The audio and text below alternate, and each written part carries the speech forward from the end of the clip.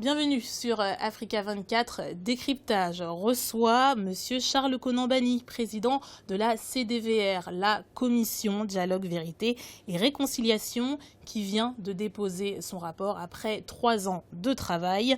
Monsieur Konan-Banny a été gouverneur de la BCEAO, la Banque centrale des États de l'Afrique de l'Ouest, pendant 15 ans, avant d'occuper la fonction de Premier ministre de la Côte d'Ivoire de 2005 à 2007.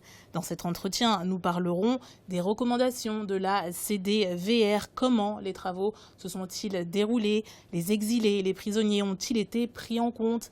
La réconciliation est-elle possible sans l'ex-président Laurent Gbagbo? Monsieur le président de la Commission Dialogue, Vérité et Réconciliation, vous avez remis votre rapport au chef de l'État le 15 décembre 2014.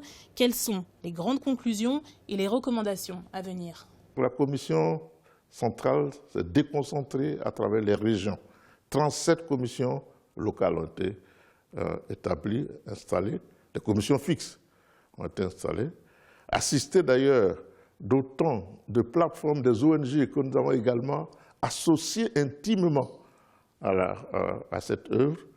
Et c'est tout ce monde qui a permis de faire les auditions et les séances d'écoute des victimes. 72 400 victimes. Cette liste a été remise au chef de l'État, fait partie des conclusions de notre mission.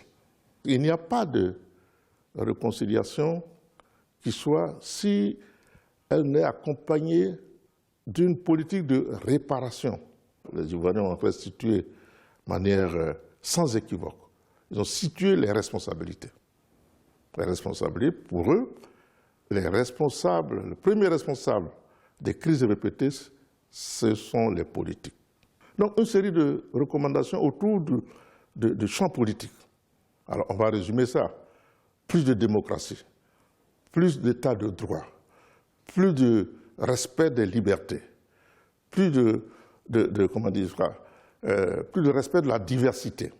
De l'avis de la grande majorité des Ivoiriens et des observateurs étrangers de la vie socio-politique ivoirienne, il y a encore beaucoup d'efforts à faire en matière de réconciliation nationale.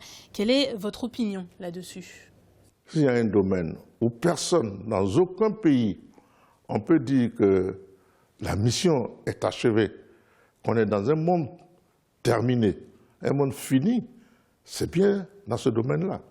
Et c'est bien pour ça que l'ordonnance, prenant conscience de l'humilité avec laquelle il faut aborder cette question, nous a demandé de faire des recommandations qui vont œuvrer à la réconciliation. Et deuxièmement, je vous ai dit que ce n'est pas une affaire d'un individu ou d'une structure, une affaire qui concerne tout le monde et chacun d'entre nous. Et troisièmement, c'est un processus. C'est un processus qui personne ne peut dire à un moment donné que ça y est, la réconciliation est faite. La Commission a terminé sa mission, elle a accompli sa mission. Accompli sa mission conformément à l'ordonnance, conformément aux prescriptions. Dites-nous, les travaux de la Commission ont-ils pris en compte les personnalités emprisonnées ou contraintes à l'exil? Nous n'avons laissé personne en dehors du processus. Nous avons rendu des visites quand il fallait. Nous avons essayé de convaincre les uns et les autres de rentrer au pays conformément à notre philosophie. Il ne peut pas y avoir de réconciliation qui ne soit inclusive et qui ne soit participative. C'est une mission d'intérêt national. Tous les citoyens de Côte d'Ivoire ont l'obligation d'y travailler. L'un des acteurs majeurs de la crise que le pays a connue, c'est l'ex-président Laurent Gbagbo, aujourd'hui incarcéré par la Cour pénale internationale à La Haye, aux Pays-Bas. La Commission a-t-elle eu, d'une manière ou d'une autre, des contacts avec lui pour l'impliquer dans le processus de réconciliation nationale? Je suis persuadé que le président Laurent Gbagbo est resté à l'écoute de tout ce que nous avons commencé à faire, à l'écoute de nos intentions, à l'écoute de la manière dont nous voulons mener la réconciliation, à l'écoute de ce que nous considérons que lui, qui a été jusqu'à présent le président qui est resté le plus longtemps au pouvoir en Côte d'Ivoire, après Félix Houphouët-Boigny, paix à son âme, et qui, malheureusement, lorsqu'il a quitté le pouvoir, se retrouve là où il se retrouve, ne peut pas ne pas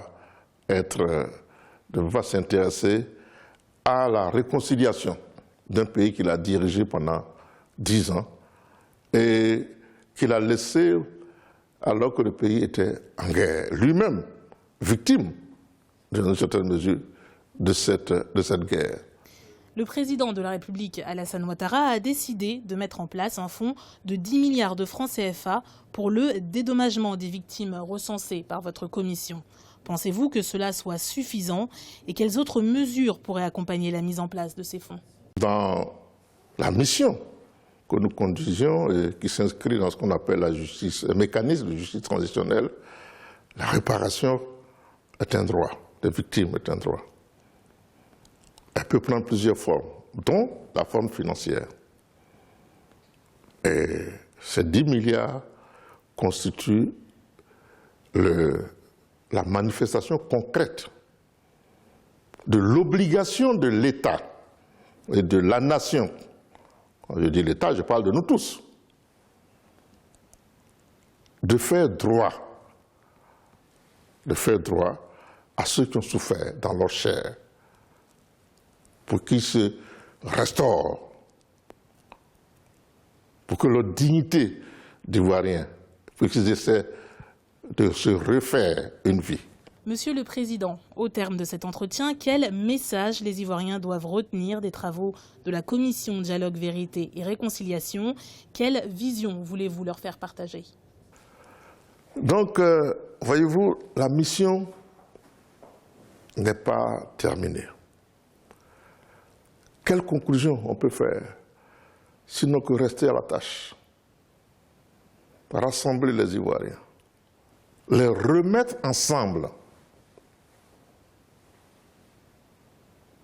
respecter leurs opinions.